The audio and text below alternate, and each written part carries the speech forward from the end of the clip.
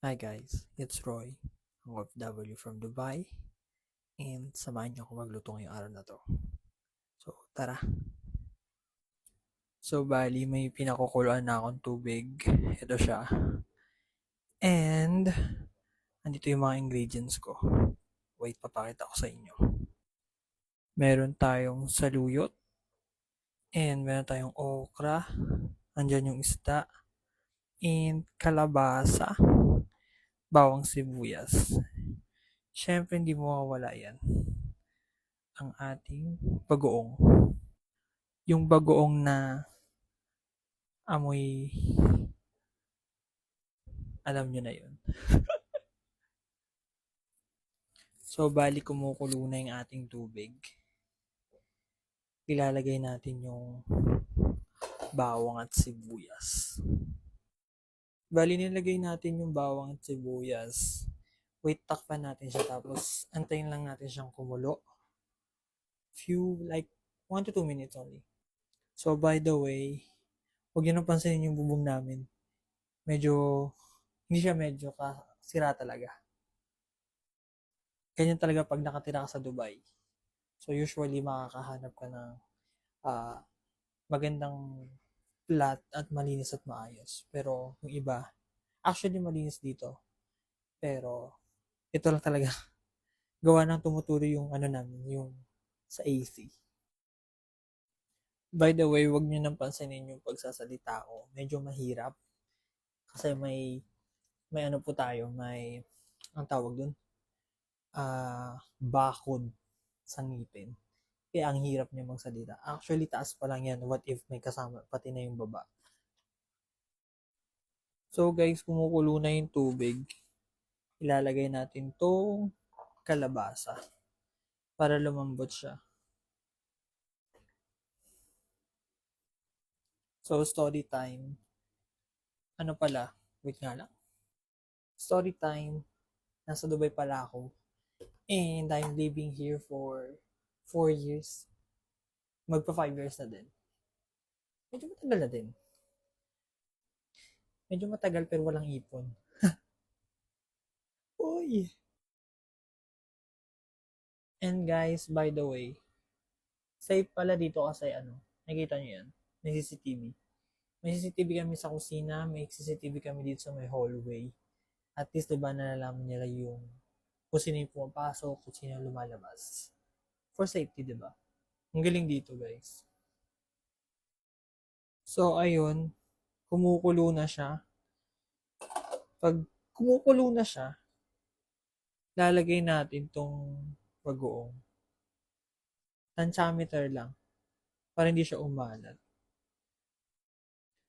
Guys, hindi ako professional magluto kaya wag niyo ako i-bash ha.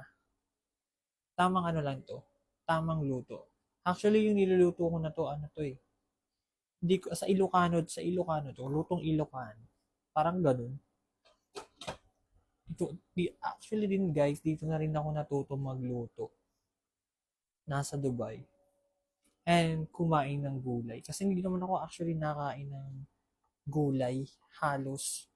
Yung okra, yung itong saluyot, hindi ko sila kilala. Pero nung dumating ako sa Dubai, tapos yung tao na yung, syempre may tao nagpakain sa akin ito, kaya, Hoy! Bakit ganun nag-story time? Ayun nga, dito na ako natuto kumain ng saluyot, ng okra. Actually, kasi ayoko ng saluyot. I mean, ayoko ng okra kasi. Kasi nga, di ba, para siyang, ano, nagtutubig tapos, ang lapot. Lapot. Pagbalik tayo sa niluluto ko. Ayan, kumukulo-kulo pa rin siya. Hantayin natin lumambot yung yung kalabasa. Yun, nakikita nyo ba yan? Ang bango. Sorry, mali pala. Naaamoy nyo ba yun? So, syempre hindi kasi nasa camera kayo. Time check, it's already 10 ng gabi dito. Actually, ewan ba? Bakit ako nagluluto ng ganitong oras? Wala lang, trip ko lang din. Kasi wala kaming makakain mamaya pag di ako nagluto. Di ba yun?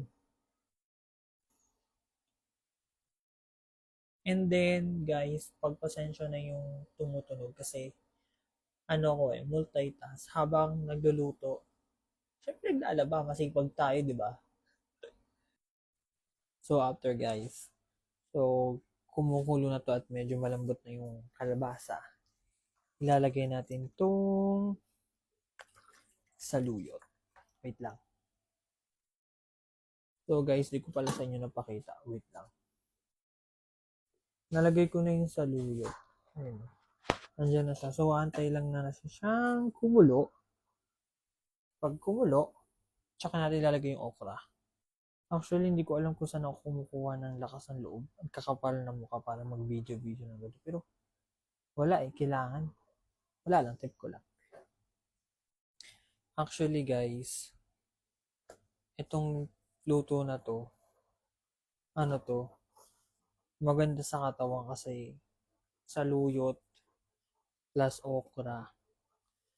Lalo na sa mga diabetic, yun, maganda to. Ito lang yung kainin nyo. Parang healthy living para hindi tumaas ang sugar nyo. Share ko lang. So, antayin ko lang tong lumambot. Tapos, pag lumambot yung saluyot, ilalagay na natin yung okra at yung isda. Actually, ihahap lang natin yung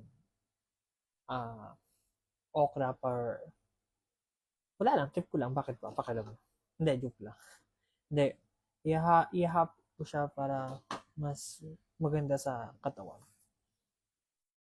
So, guys, ayan. Paluto na yung saluyot. Kaya, ilagay natin itong okra sa ibabaw. Kasi mahilig kang umibabaw. Hoy, hindi ganyan, friend. Bastos. So, hayaan lang natin silang kumulo. Kumulo hanggang maghapok siya. Tapos, isasabay na rin natin itong isda. Wait lang. Yan. Iibabaw natin yan. Para yung mantika ni isda, siya dun sa mga gulay tsaka dun sa sabaw. Masasarap yun. Guys, the best daw to sa Ilocano. Actually, hindi naman ako Ilocano. Bisaya ako, pero masarap to. Ilocano luto to, pero Bisaya ko. Saan mo natutunan yun? Bakit ganun?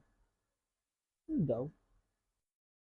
So, hantayin lang natin siyang kumulo. Ang dami yun, Hantayin natin siyang kumulo, tapos, tapos na, syempre.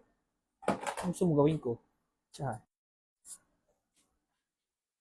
ang sakit talaga ng ngipin ko, guys. Hindi ko maintindihan. Ang sakit ng ngipin, tapos ang daming singaw. Nag-share. Sabi ko, 2 minutes lang o 5 minutes lang tong video ko, pero 10 minutes na, be. Magti 10 minutes na.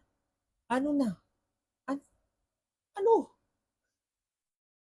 So, that's it, guys. Antayin ko lang siyang kumulo. Actually, kumukulo na siya. Antayin ko lang siyang matapos. Then, konting pakulo lang. Tapos na siya. And maghuhugas lang ako. So, thank you so much for watching. And if you like this video, just follow my TikTok and my Facebook to watch my other video sa susunod na mga video. Diba? Kung gusto niyo lang, just follow. Love you guys. Bye.